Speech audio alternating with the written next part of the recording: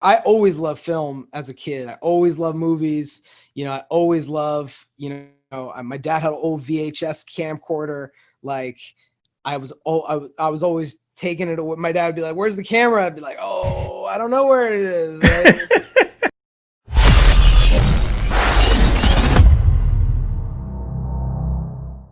So your first documentary, Warring Factions. Rock, did you know I'm going to Iran in December? And I'm going to battle some guy there? Yeah. You give a speech like about b-boying and what it is, so I'm gonna like... Is it kind of like selling what we do? Yeah. What is a b-boy? She said it. She's like, what is that? B-boying is something that came out of different cultures. Mm-hmm. You go overseas to battle a b-boy, but the purpose wasn't just to go win a battle. It had a I guess what I want to say big picture meaning, right? Yeah. There was definitely a big picture meaning behind it. Do you want to dig into that with us?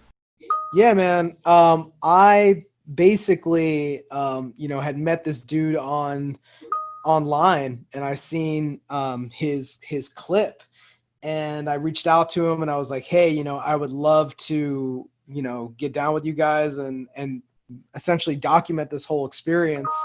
And for me, coming as like an American, coming with my love of b-boying, which I feel is like a true, if you want to put a true American art, it is that's really what it is. You know what I'm saying? Because its foundation is so much in communities that are so uniquely American, and out of struggles that are so uniquely American. Anyway, taking that art that I love and sharing it with people that are also, enjoying that at an international level, like removed from the history, removed from all of those things, and squash all of that, American Iran nonsense. Like, let's all just dance together. And so we went out and did that. And, he ends up, this isn't in the film, but he had like a pretty bad injury. So he was like, I have 2 rounds max.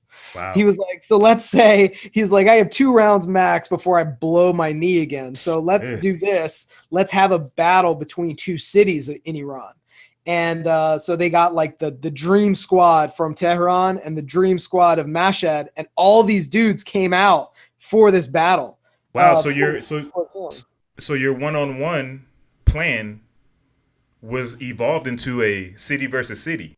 Yes, correct. Wow. Yeah, it turned into a city versus city battle, which was really dope to be a part of. I mean, I don't know how common it was for them to do things like that, to have city versus city battles at like not a jam. It wasn't really a jam. It was like a practice session, but it was so many people. It basically would have been like having a jam in the U.S. Wow.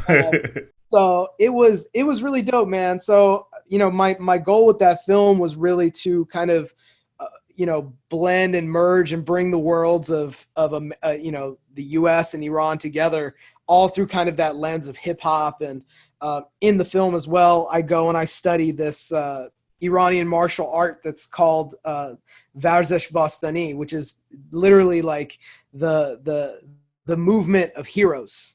And so I kind of blend these, like, these 2 themes as to kind of me kind of contributing or sharing that American art, and me learning part of my own heritage with this martial art, and also kind of covering some of those political issues as well. Wow. In the mix, Man, like as you're telling me about like more and more about your culture and getting to know more about your background, it's funny because like it just popped into my head. I remember back in the day, I would see you with the scarf on your waist. Yeah. But here's the part where it gets all messed up. It was also in the same era when everybody was wearing a scarf, and it was like the fashion trend. That's so right. Yeah. I just thought you were being fashionable. You know what I'm saying? Yeah, that was like when the keffiyeh, like the Palestinian kind of like Arab headdress, like scarf joint, was everybody was rocking it. So yeah, I thought you was just fashion forward. You know what I'm saying? No doubt. So I saw something that I thought was dope. is that you actually got interviewed by Chuck D about this documentary, Yeah, and man. I saw on your picture from the interview a quote saying that like he really helped you see like about, you said something about privilege and let me see, what was the quote? But basically, you were talking about like Enemy's music helping you like guide your thoughts, and you being able to see like something about privilege. Yeah. And I didn't know the context of that, so I wanted to ask you like, what privilege exactly were you talking about? Were you talking about personal privilege? Were you talking about nationality privilege, or what exactly were you meaning by I that? think honestly, probably with PE, I would say just personal privilege. I grew up in a very kind of like bubble, very privileged background. I read white everywhere that I go. So I don't get, unless it's like a TSA where they're looking at my legal name, I don't really get any issues for the identities that I possess. But really listening to Public Enemy and the themes of their music and everything that they stand for, it really helped me kind of understand that there's not like America is not a thing. You know what I'm saying? There's many Americas, and there's realities for a lot of different people, and those manifest themselves. And the top is definitely at a situation of privilege, and they quite often don't even see it. It's like a fish that doesn't understand that it's swimming in water. Wow. And so that, definitely intersects with racial privilege, with class privilege, with all types of power dynamics and gender dynamics, that I was like, man, it's a different world out there. No doubt. And you got to interview the Dalai Lama. Yeah. At his house, at his crib. Like At his, you yeah, pulled yeah, up. yeah. You pulled up. That you was a pulled up trip. on the Dalai Lama and you interviewed him. And how was that? What was that even like? Man, that was a trip, man.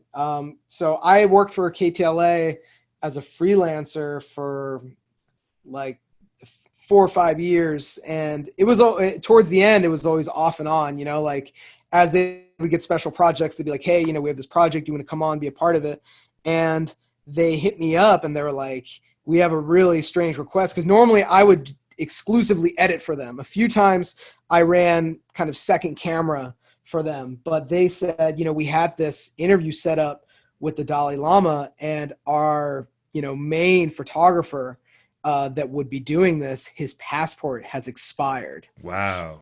So shout out to passport staff, expiration. Exactly. Our staff person basically couldn't do it. So do you have a valid passport, and do you want to do it? And I was like, yes and yes. And yes. Yeah. So yeah, man, I went out there, and I was just like, so much of that trip was just pure stress. You know what I'm saying? Any like film or news person will tell you, like, you're just focused. Just like, you want to make sure the camera's not going to break, that your lights aren't going to malfunction during the shoot, that your mic is working, your sound is recording, all that stuff. And it's a skeleton crew. You know what I'm saying? It's like, right. We didn't. Everything was on me. Mm-hmm. So a lot of that interaction with the Dalai Lama, I was just laser focused on trying to make sure the interview came out right. But aside from that and getting over all of that professional stuff, it was very dope, man, to see somebody at a level of admiration like that people all around the world consider him like a high spiritual teacher, to be that humble, and to not be so full of himself. And that really manifested itself so many times in that when he saw that we were like nervous, I was nervous. I was miking him up. I'm miking the Dalai Lama, and he sees that I'm distressed, right, because of what I'm doing, and I'm nervous. And then he tickles under my armpit to try to get me to laugh and calm down. And I was like, man, that that's humility. You know what I'm Right. saying? So I definitely appreciated that. And that was very unique. I've never seen somebody like that. Wow. So if you've ever been tickled by the Dalai Lama, hit the like and subscribe. If you have never been tickled by the Dalai Lama, hit like, subscribe, comment, and notification. That's right. The bell. Hit No the doubt, bell. man. Hit that bell. Word. One of the things that introduced me to Islam was the story of Malcolm X. And Malcolm X had a very, very difficult relationship with the law, and found the nation while he was incarcerated.